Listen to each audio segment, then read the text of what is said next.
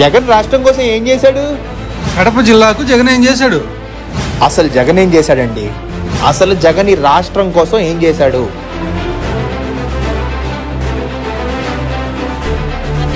మా గుండెల్లో ఉన్నాడు. మాకు జగన్ అన్ని ఇచ్చినాడు. మాకు ఏ ట్రబుల్ లేదు. పింఛనీలన్న ముసలోళ్ళకి 1వ తారీఖు చీకట్లో 6 గంటలకు వచ్చేసారన్న. జగనన్న పరిపాలన బాగుంది. నెక్స్ట్ కూడా జగనన్న తప్ప ఎవరు రారు.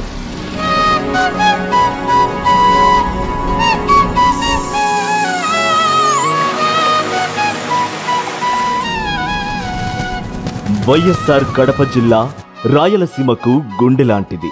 తెలుగు ప్రజల జనహృదయ నేత వైఎస్ఆర్ పుట్టిన ఈ జిల్లాకు అద్భుతమైన చరిత్ర మరియు గొప్ప సాంస్కృతిక వారసత్వం ఉంది.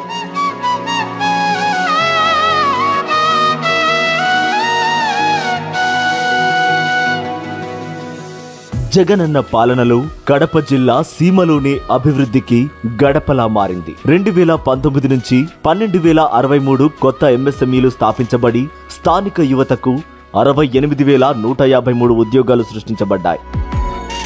మనబడి నాడు నేడు కార్యక్రమం ద్వారా 2,382 ప్రభుత్వ పాఠశాలలు 232 కోట్ల వ్యయంతో సరికొత్త మౌలిక సదుపాయాలతో రూపుదిద్దుకున్నాయి. ప్రజారోగ్యంపై ప్రత్యేకంగా ఫోకస్ చేసిన జగనన్న ప్రభుత్వం అదే స్థాయిలో వైద్య విద్యకు ప్రాధాన్యత ఇస్తోంది. జిల్లాలో 500 కోట్ల వ్యయంతో అత్యాధునిక వైద్య కళాశాలను నిర్మిస్తోంది. ఇక్కడ 150 మంది విద్యార్థులు ఇప్పుడు ఎంబీబీఎస్ అభ్యసించవచ్చు. 272 కోట్ల వ్యయంతో కడపలో super speciality hospital, cancer hospital, institute of mental care నిర్మాణాన్ని చేపట్టడం ప్రజారోగ్యంపై జగనన్న ప్రభుత్వంకు ఉన్న చిత్తశుద్ధిని తెలియజేస్తోంది. దశాబ్దాల నాటి చుక్కల భూముల సమస్యకు ముగింపు పలకడానికి 31,399 ఎకరాల భూమికి పూర్తి హక్కులు కల్పించి మన జిల్లాలో 15,355 కుటుంబాల రైతులకు లబ్ధి చేకూర్చింది.